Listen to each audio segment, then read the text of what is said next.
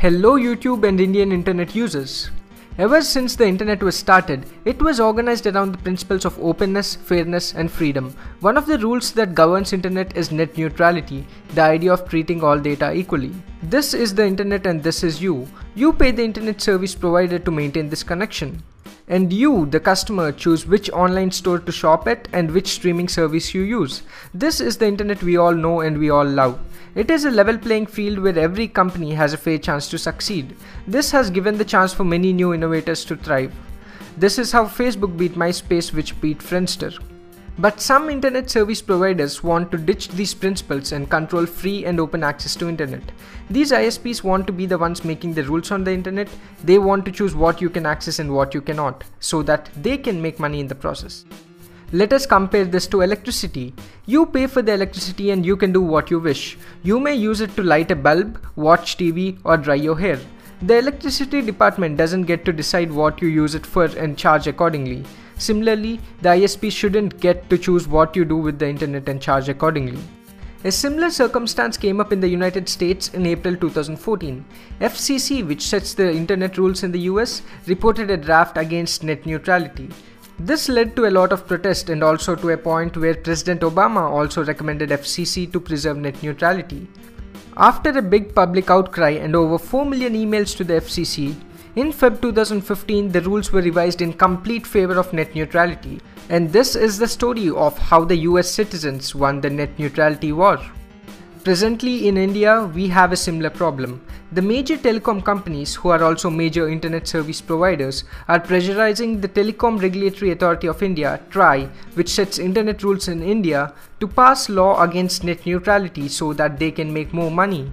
Reliance has gone ahead with the Facebook-driven internet.org, where you can access Bing for free but you have to pay to access Google, and you have access to Baba Jobs for free while you have to pay to access Naukri.com. They have sold it as a solution for the poor, but what they are really trying to do is build up more customer base, which will result in greater revenue.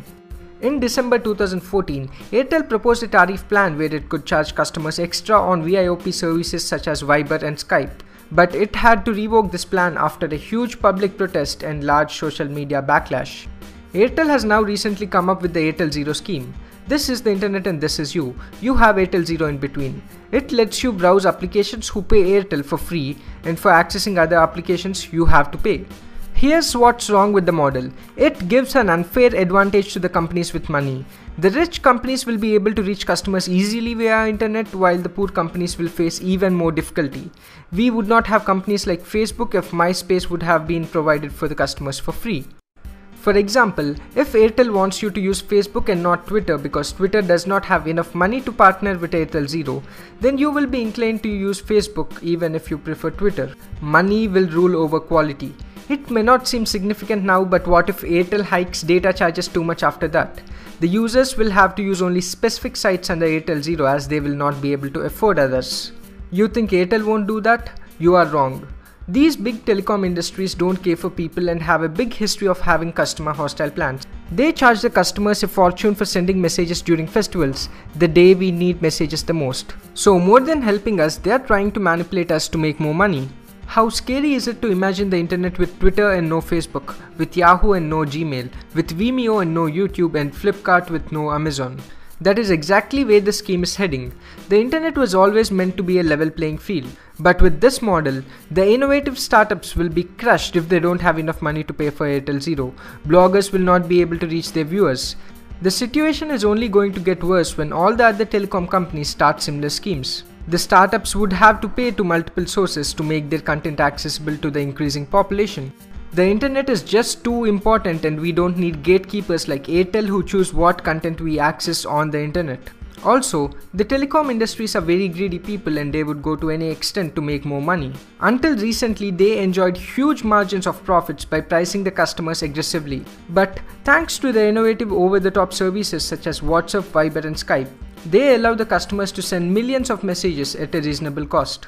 The telecom industries were not able to innovate like these over-the-top services. So instead of innovating, the telecom industries choose to make more money by manipulating the society with their same old services but with illogical schemes. TRAI released a 118-page paper and asked the general public for opinion on net neutrality. They asked the general public to email their views by April 24th to this email. What is more intimidating is that the paper sounds in favor of these telecom companies. The paper is intentionally filled up with confusing jargon. Link to the paper is in the description below. I think that the paper is not being fair. It tries to show that the telecom industries are being financially hurt due to these over-the-top services.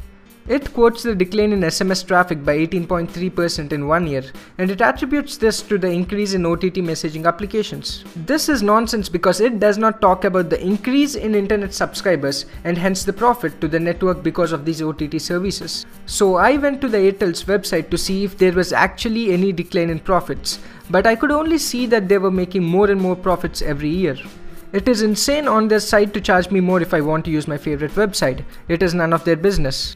These people are internet pipe layers and their job is to push data through the pipes and we pay for the amount of data they push for us. They have no rights to act like gatekeepers prioritizing one website over the other for their benefit and our detriment. If these regulations are in place, we will lose the internet we love. So it's high time we, the Indian internet users, stand against it. Here's what we can do to save net neutrality and the open internet we all love. 1. Sign this petition on change.org. 2. Write directly to Try at this email ID. You can find a sample email in the description. 3. Share this on Facebook, Twitter or any other social networking website so that we can get as many people as possible to win the net neutrality war in India. We should win this war. Peace.